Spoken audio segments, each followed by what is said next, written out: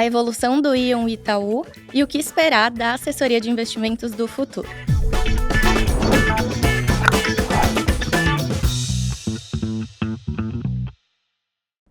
Bem-vindos e bem-vindas ao Mind Asset, podcast da Itaú Asset.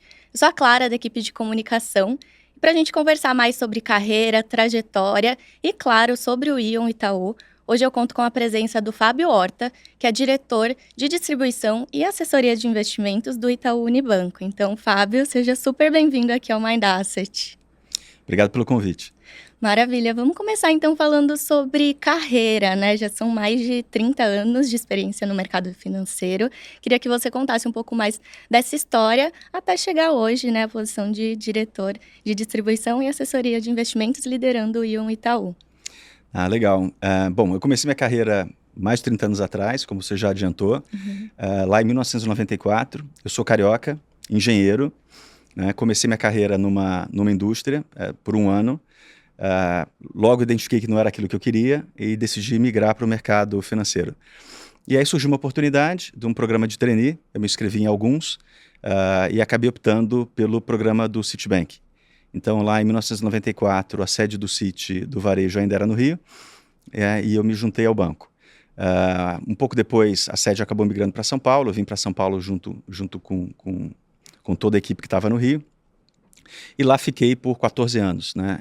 E durante esse período, sempre no varejo, passei por várias áreas. Comecei em crédito, planejamento estratégico, produtos, depois comercial, regional de vendas, até que em 2007 eu já era superintendente, cuidava de canais, de planejamento, e aí recebi um convite para sair do banco, recebi um convite do Barclays, e fui morar em Londres e tocar a área de investimentos do banco para todos os países que o Barclays tinha naquele momento. Eram 24 países concentrados na Europa, obviamente, alguma coisa na Ásia e Oriente Médio e uma concentração grande também na África.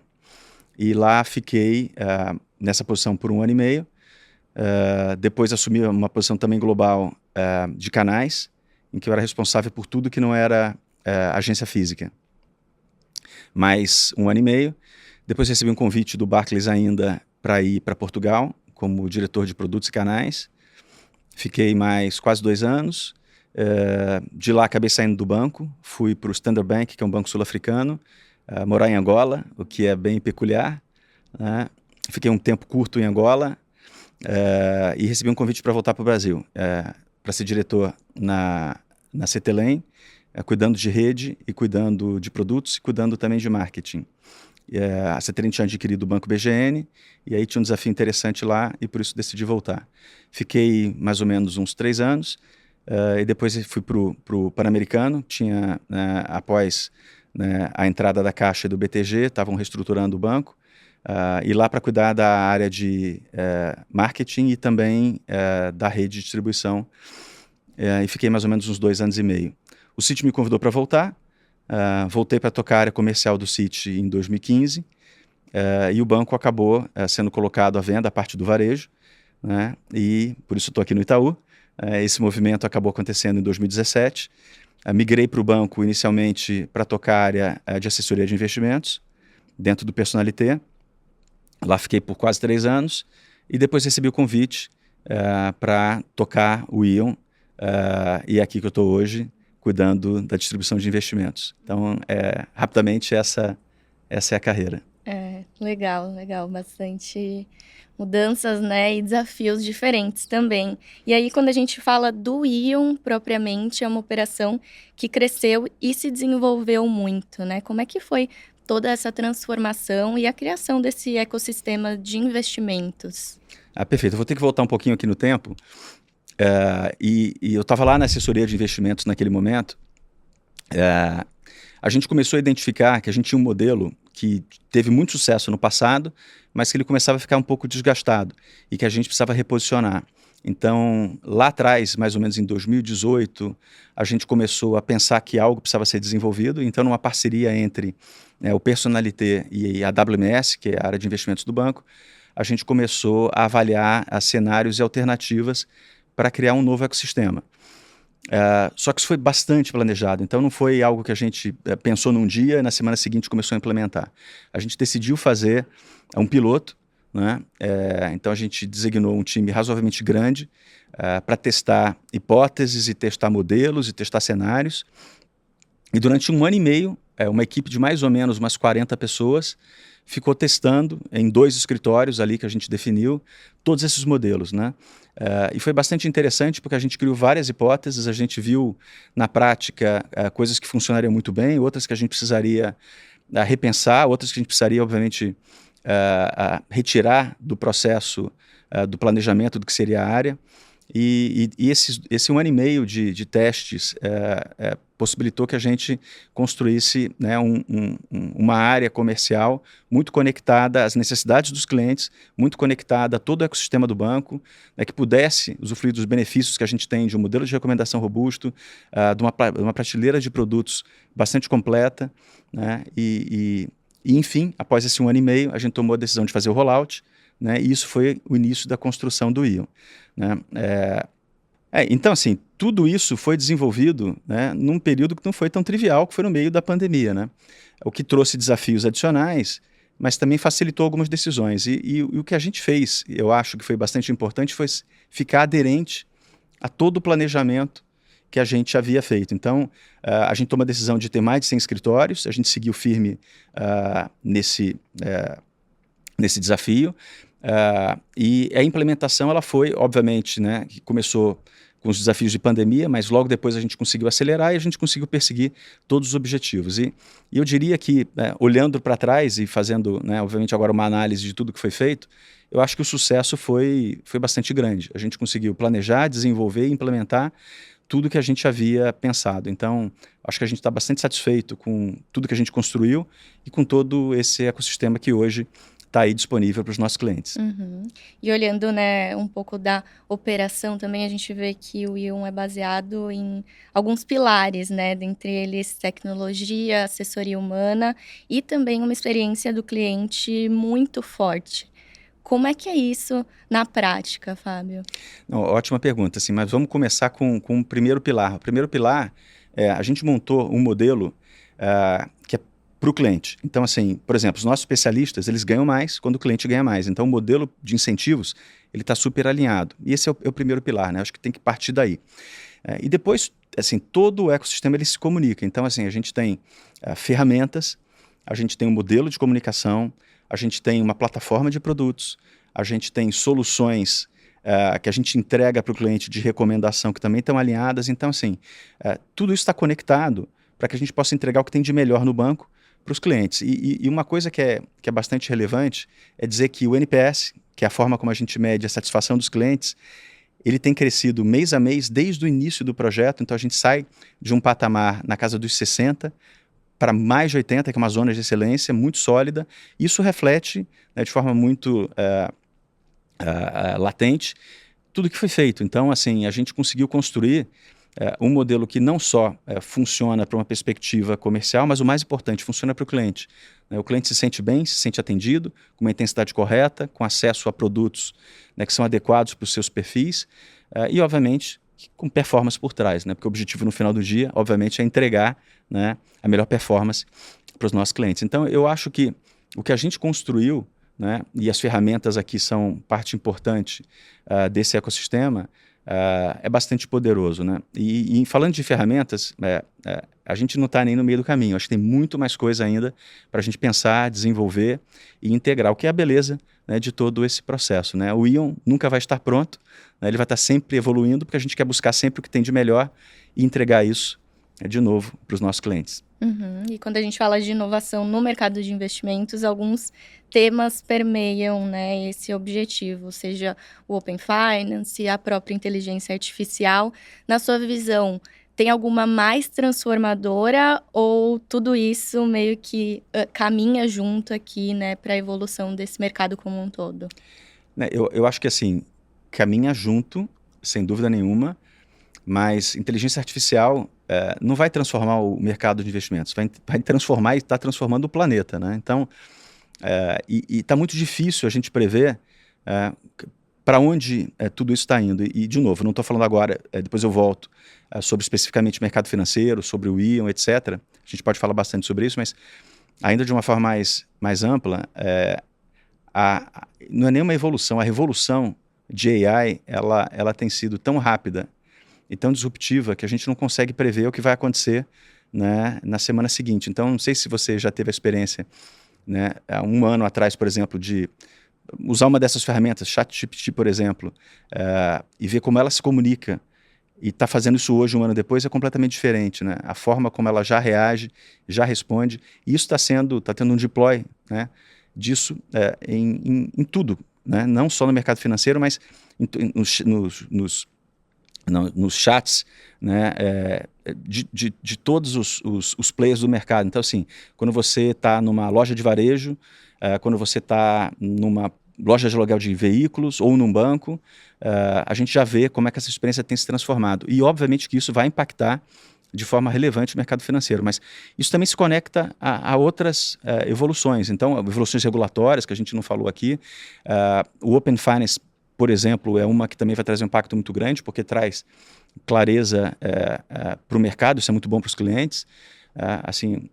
Só dentro aqui ainda de Open Finance, uma coisa que a gente vai conseguir evoluir, vai ser muito bom para todos, a gente poder ver o que as ofertas, as alocações que os clientes têm no mercado e está propondo o que for melhor, né? Então, assim, se um melhor produto está numa casa, você deveria recomendar algo tão bom quanto ou recomendar para o cliente que ele continuasse nessa mesma casa, né? Então, assim, eu acho que as alocações elas vão ser muito mais poderosas, né? E quem ganha no final do dia vai ser o cliente. Então, em relação ao Open Finance, eu acho que é uma evolução relevante e que vai trazer benefícios e bastante rápido. Mas, voltando para a inteligência artificial, aqui o mundo vai mudar, né? E eu já fui perguntado em vários fóruns sobre, mas você enxerga que a inteligência artificial vai substituir o especialista em alguns anos? Prever 20 anos para frente, eu acho que hoje não dá, mas se a gente olhar no intervalo de médio prazo, 5 anos, por exemplo, eu tenho convicção de que não. Eu acho que a inteligência artificial vai aportar como uma ferramenta relevante muito mais força para o especialista. Ele vai conseguir se capacitar mais rápido, ele vai conseguir estar mais antenado com as mudanças de mercado, ele vai conseguir trazer respostas mais precisas e mais conectadas com os clientes. AI também vai nos ajudar a trazer uma hipercustomização dentro desse game todo. Então, assim, a gente vai conseguir ter conversas one-to-one em todas as interações. Isso já está começando a acontecer. Então, eu acho que a transformação, como eu falei no início, de inteligência artificial, ela vai ser a mais poderosa de todas, mas todo o resto vai estar conectado. Então, eu acho que no final do dia, o cliente ganha, o especialista ganha, o mercado ganha, e tudo vai ficar mais fluido e obviamente, né, que no final do dia, quando você conecta isso tudo, o mercado se transforma. Então, eu acho que a gente deve esperar nos próximos 5 anos grandes transformações. Elas não vão vir da noite para o dia, na minha opinião. Elas vão ser construídas todo dia. Assim, eu acho que as soluções vão acontecendo, vão sendo trazidas para a mesa, vão sendo implementadas nas operações, e a gente vai tendo suaves transformações que a gente nem vai percebendo, mas quando a gente olhar para trás, daqui a 2, 3 anos, né, o que a gente construiu, como que o mercado se transformou, eu acho que vai ter sido uma revolução. Os saltos realmente são muito grandes, exponenciais, né? Como a gente fala aqui. E aí, indo mais a fundo aqui no papel do assessor de investimento, como que você enxerga ele ou ela, né, nesse perfil, nesse ambiente aqui, quando a gente olha essa janela aqui de 5 anos, 10 anos? Ótimo. Eu vou falar 5 anos, ok? Porque 10 talvez seja muito arrojado. Muito demais. Eu não tenho nenhuma dúvida que as ferramentas vão transformar o mercado.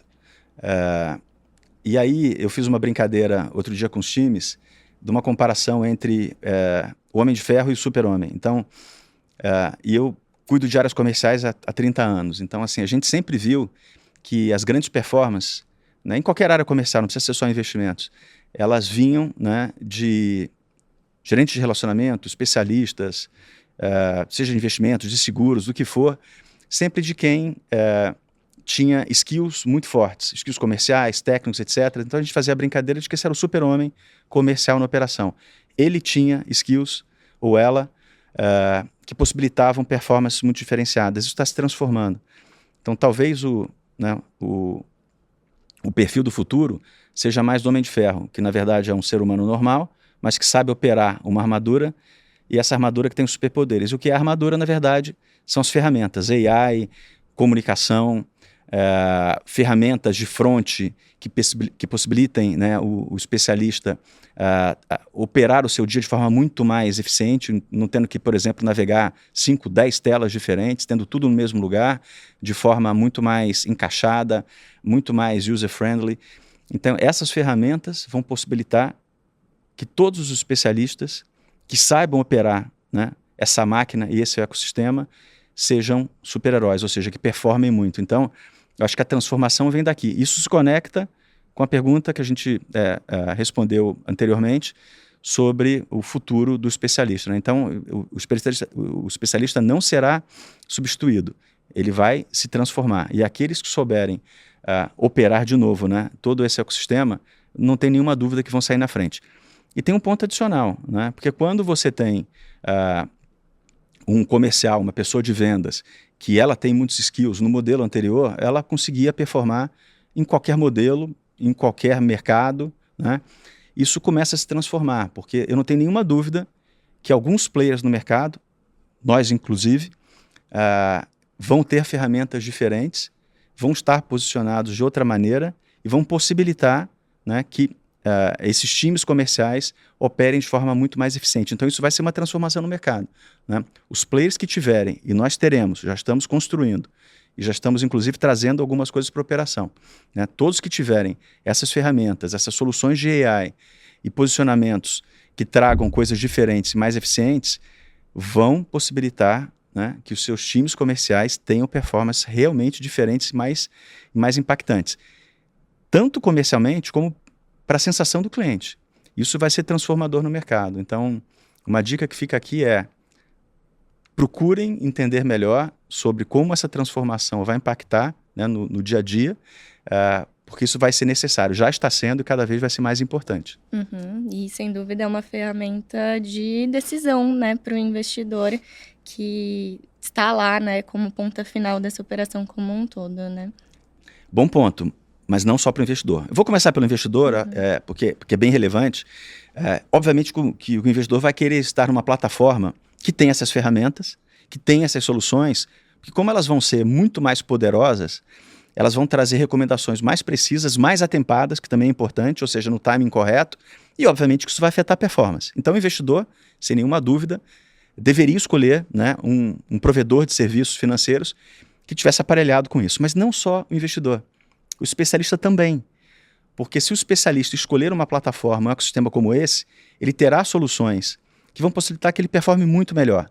E performar melhor, obviamente, que traz resultados financeiros para o cliente, para o especialista, para a organização, muito mais fortes. Então, assim, essa decisão vai ser bem relevante. Ela já é, e no tempo ficará ainda mais importante. Escolher uma plataforma, escolher soluções que estejam, né, aparelhadas com isso que a gente falou, né? Com AI, soluções que integrem, né, todos os fronts para você ser mais eficiente, comunicações aéreas que possibilitem, né, acessos muito mais atempados e um call to action, né, ou seja, o cliente podendo atuar de volta, reagindo a uma comunicação de forma mais eficiente, de assuntos que façam sentido para o cliente, né? Então tudo isso já importa e cada vez será mais relevante.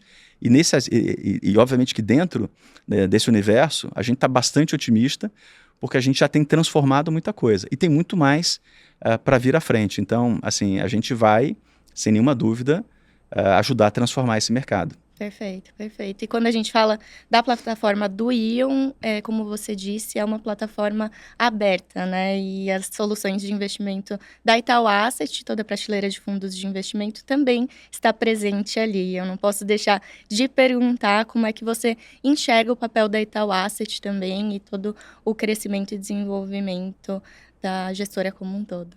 Não, boa. Começando prateleira aberta. Então, assim, uma das forças que a gente tem no ecossistema, obviamente, é ter quase todos os produtos do mercado.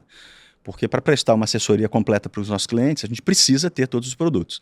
Então, esse é o primeiro ponto. E na sequência vem, obviamente, uma recomendação isenta. Então, a gente tem um time, né, que faz a recomendação com base no que tem de melhor no mercado. Né? E como é que a nossa asset se conecta com isso tudo? É a maior asset do Brasil, com todos os produtos, de altíssima performance, né? E que tem uma proximidade muito grande com os nossos times. Então, assim, é uma asset que consegue entender o que a gente precisa, e quando a gente diz o que a gente precisa, é o que o cliente precisa. Então, os times comerciais, eles fazem a leitura do que o mercado, para onde o mercado está indo, né? A leitura do que os nossos clientes estão pedindo, o que é importante para os nossos clientes em cada um dos ciclos, e a nossa asset, apesar de, né, ser a maior asset do Brasil, ela é muito rápida. Então, eu brinco que parece um transatlântico pelo tamanho, mas é uma lancha em termos de resposta. Então, os times estão muito conectados. Para você ter uma ideia, a gente tem comitês mensais, né, em que a gente conversa justamente para onde a gente está indo, o que a gente precisa, e a gente consegue ter soluções muito boas e, obviamente, né, que isso se reflete nos números em conjunto. Então, os produtos, eles são muito adequados, mas mais importante, né, que além da performance, que também é muito importante, eles estão conectados com o momento. Né? Bom, como a gente tem acompanhado o mercado nos últimos 2, 3 anos, tem sido bastante, vou usar a palavra, interessante, né? E eu acho que daqui para frente isso não muda, está cada vez mais dinâmico, cada vez mais, talvez, confuso de fazer as leituras, né? E recentemente coisas têm acontecido no mercado que a gente tem visto que, tecnicamente, a reação, né, do mercado, algumas notícias elas não têm sido aderentes tecnicamente ao que deveriam ter sido, e num cenário como esse, assim, nos dá muito conforto ter um parceiro como a nossa asset internamente, para trazer soluções que façam sentido, que performem e que sejam, obviamente, resilientes a esses ciclos. E tem sido. Então, isso só reforça todo o ecossistema do Ion. Uhum. É interessante a palavra também, porque a gente repete bastante o desafiador e incerto, né? Mas, sem dúvida, também é interessante todo esse momento e os desafios que os gestores têm como um todo.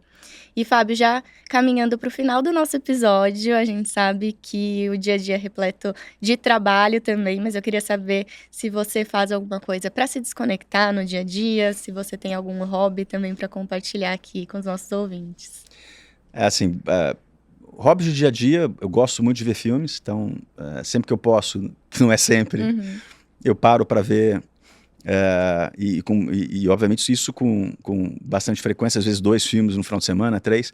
Eu gosto muito de ver filmes, gosto muito de ler e de viajar, né? E nas férias, isso é uma coisa curiosa, assim, eu tive ciclos diferentes, né? Então, lá atrás, quando tinha por volta de 20 a 30 anos, eu passei muitos anos mergulhando, gostava de mergulhar, fazer mergulho autônomo, então mergulhei em naufrágio, cavernas, etc.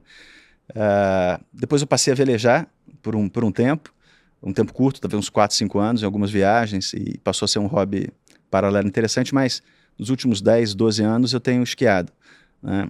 Sempre com muito cuidado, porque não é um esporte tão trivial, mas tem sido o meu hobby nas viagens atual. E por fim, obviamente, que estar com a família também é bem importante, eu acho que em todos esses momentos. Esportes radicais e emocionantes, então. Não tão radicais assim, né, que a gente vai com cuidado, mas não é tão tranquilo. E eu vou aproveitar para pedir uma dica de leitura também, então.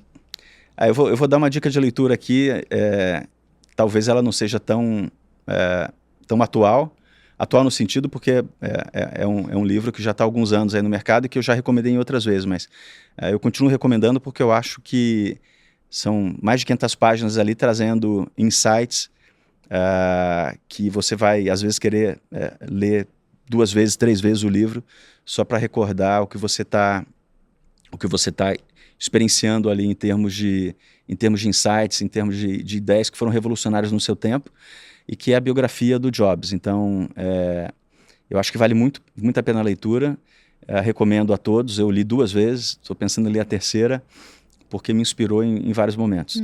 Legal. E para a gente encerrar também, um conselho aqui de carreira que você queira nos deixar. Dois, então. Pode ser, perfeito. Vamos lá. O primeiro acho que está um pouco relacionado com o que a gente falou aqui, das ferramentas da transformação que vai vir no mercado. Então, e é uma recomendação não só para quem é especialista de investimentos, mas para qualquer comercial, né, em todo esse ecossistema do mercado financeiro, que é se atualizar com as ferramentas. Então, quem souber usar as ferramentas melhor, quem não reagir, né, apenas, mas tentar liderar essa transformação, buscando soluções novas, buscando entender o que tem de melhor, buscando entender como as coisas funcionam, e conectando isso no seu dia a dia da forma mais fluida e eficiente possível, vai se destacar num primeiro momento, e num segundo vai ser quem estará ainda no mercado, porque quem não conseguir usar as ferramentas nos próximos anos não vai conseguir espaço, porque de fato elas vão possibilitar performances tão alavancadas que quem não conseguir usar não vai estar competitivo. Então esse é o primeiro conselho. E o segundo conselho é tentar disruptar sempre. Então assim, tentar sempre pensar no próximo passo, em como eu posso transformar alguma coisa, em como eu posso transformar minha carreira, em como eu posso ser diferente. Então quem conseguir juntar as duas coisas, que é saber usar as ferramentas com um espírito sempre de evolução, de transformação, né, de querer ser melhor. Então é uma combinação entre ferramentas e o ser humano. As ferramentas transformando o ecossistema e o ser humano se transformando e as coisas conectadas. Quem juntar as duas coisas, eu não tenho a menor dúvida que sempre vai conseguir ser diferente e, obviamente, ter as oportunidades. Então, acho que essas duas. Perfeito. Então, Fábio, muito obrigada por ter topado participar desse episódio e compartilhado toda a sua visão aqui com a gente. Eu que agradeço. Maravilha. E para você que nos acompanhou até aqui, siga o Mind Asset na sua plataforma de áudio preferida para ficar por dentro de todos os nossos novos episódios. A gente se vê na próxima.